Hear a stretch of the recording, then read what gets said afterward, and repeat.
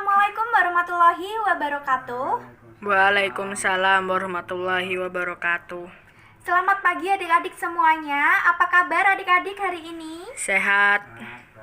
Alhamdulillah semuanya dalam keadaan sehat ya. Semoga kita semua tetap dalam keadaan sehat walafiat. Pertama-tama saya ingin mengucapkan terima kasih yang sebesar-besarnya kepada Bapak dan Ibu guru sekalian karena telah memberikan kami pihak KPP kesempatan untuk sosialisasi terkait pentingnya pajak kepada adik-adik sekalian di SMAN 2 Bantul. Tidak lupa juga kita panjatkan puji syukur kehadirat Tuhan Yang Maha Esa karena kita semua dapat berkumpul pada pagi hari ini dalam keadaan sehat walafiat di SMA kita yang tercinta ini. Sebelum masuk ke acara inti, perkenalkan kakak untuk memperkenalkan diri kakak terlebih dahulu. Nama kakak Alia Fadilatunisa Hartana, biasa dipanggil Ayah. Sebelumnya kakak juga sempat bersekolah di SMA ini, kakak angkatan tahun 2018. Oke adik-adik sekalian, izinkan kakak hari ini untuk berbagi sedikit pengetahuan kakak terkait perpajakan kepada adik-adik semua. Sebelum kakak mulai menjelaskan pentingnya pajak, kakak pengen tahu dulu nih. Di sini ada yang udah tahu belum sih pajak itu apa ya? Untuk penjelasan lengkapnya sendiri, pajak ada di pasal 1 Undang-Undang Nomor 28 Tahun 2007 tentang Ketentuan Umum dan Tata Cara Perpajakan. Apa sih pajak itu? Jadi pajak adalah kontribusi wajib kita yang terutang oleh bisa orang pribadi, bisa badan, dan pajak ini bersifat memaksa. Lalu untuk apa sih pajak ini? Pajak ini digunakan untuk keperluan negara bagi sebesar-besarnya kemakmuran rakyat. Nah, Indonesia, negara kita tercinta ini luas banget ya adik-adik semua. Luasnya aja lebih dari 1 juta kilometer persegi. Di sini juga ada ribuan pulau, lebih dari 17.000 pulau yang nggak mungkin untuk kakak sebutkan satu-satu sekarang. Dan dihuni oleh lebih dari 250 juta penduduk. Bisa dibayangkan ya, Indonesia ini isinya ada berbagai macam suku bangsa yang tersebar dari Sabang sampai Merauke. Nah, pemerintah juga tentunya butuh dong untuk membiayai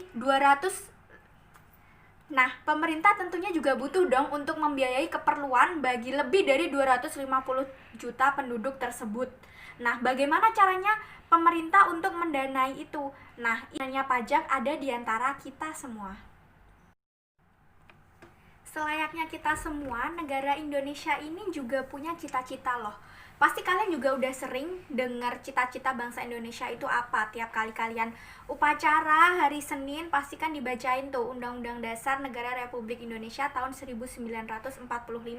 Nah, di situ terkandung cita-cita bangsa Indonesia itu, yaitu melindungi segenap bangsa Indonesia dan seluruh tumpah darah Indonesia untuk mewujudkan kesejahteraan umum. Nah, kita sebagai warga negara yang baik tentunya juga harus membantu negara kita untuk mencapai cita-citanya, yaitu dengan cara kita berkontribusi dalam pembangunan nasional, yaitu dengan cara membayar pajak. Jadi membayar pajak ini jangan kita jadikan sebagai sebuah keterpaksaan ya, tetapi harus kita maknai sebagai wujud sukarela kita karena kita semua pastinya mencintai negara ini, dan ini adalah salah satu cara kita untuk membuktikan rasa cinta tanah air kita. Oke, kita sekarang lanjut ke pembahasan selanjutnya. Di depan adik-adik semua ini udah ada satu kata besar, tulisannya APBN. Kira-kira ada yang ngerti nggak APBN itu apa? Oke, jadi sekarang kakak coba jelasin sedikit ya. Analoginya kayak gini. Kita semua pasti punya dompet kan? Untuk membiayai kalau kita lagi belanja, kita mau mengeluarkan uang, atau untuk menyimpan uang yang misalnya adik-adik dapat uang saku dari orang tua, nah itu pasti disimpan di dompet. Nah, negara ini juga punya dompet, sama kayak kita semua. Dompet inilah yang bernama APBN atau Anggaran Pendapatan dan Belanja Negara.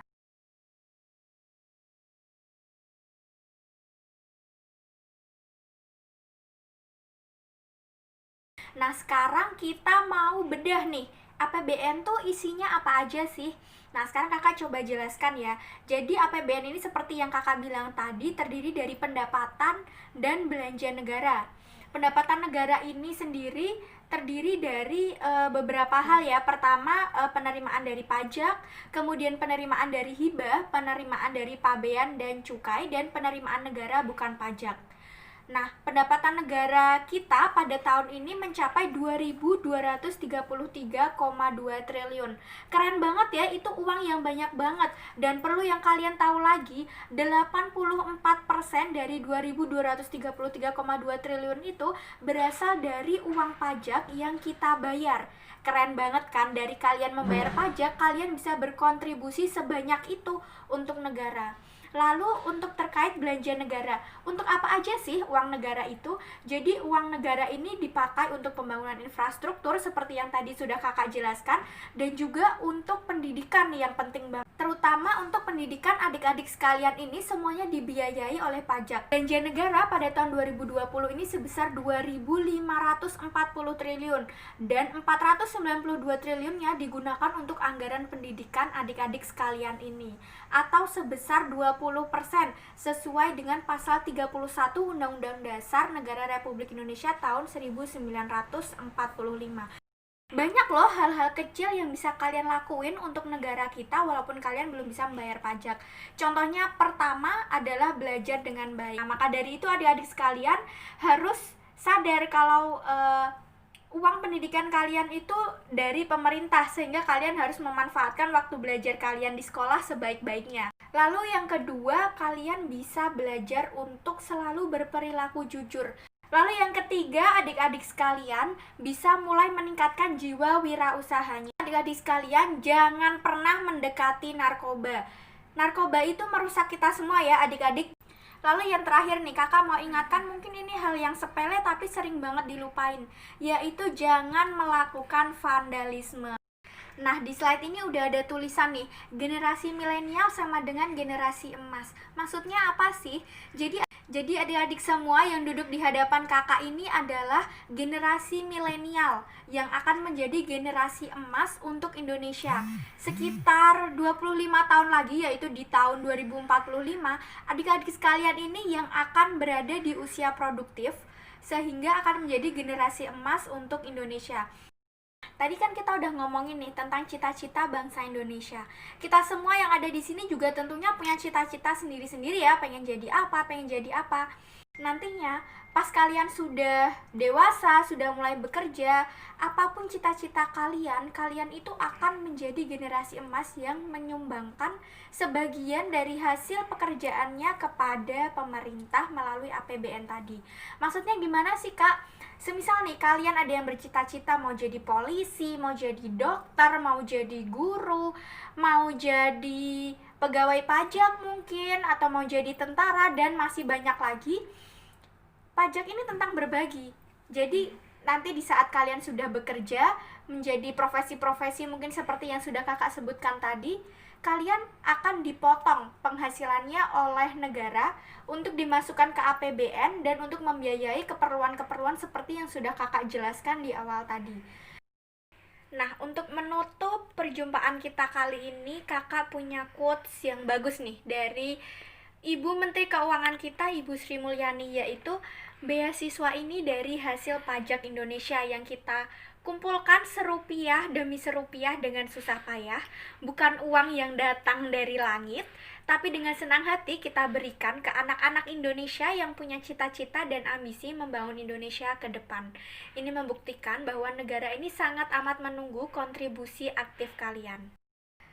Oke, kakak kira cukup ya untuk sosialisasi terkait pentingnya pajak kali ini. Semoga di lain waktu kita semua bisa bertemu lagi untuk ngomongin hal-hal asik lain tentang pajak. Sekali lagi saya ucapkan terima kasih yang sebesar-besarnya kepada Bapak dan Ibu Guru karena telah memberikan kami dari pihak KPP kesempatan untuk berbagi terkait pentingnya pajak kepada adik-adik semua.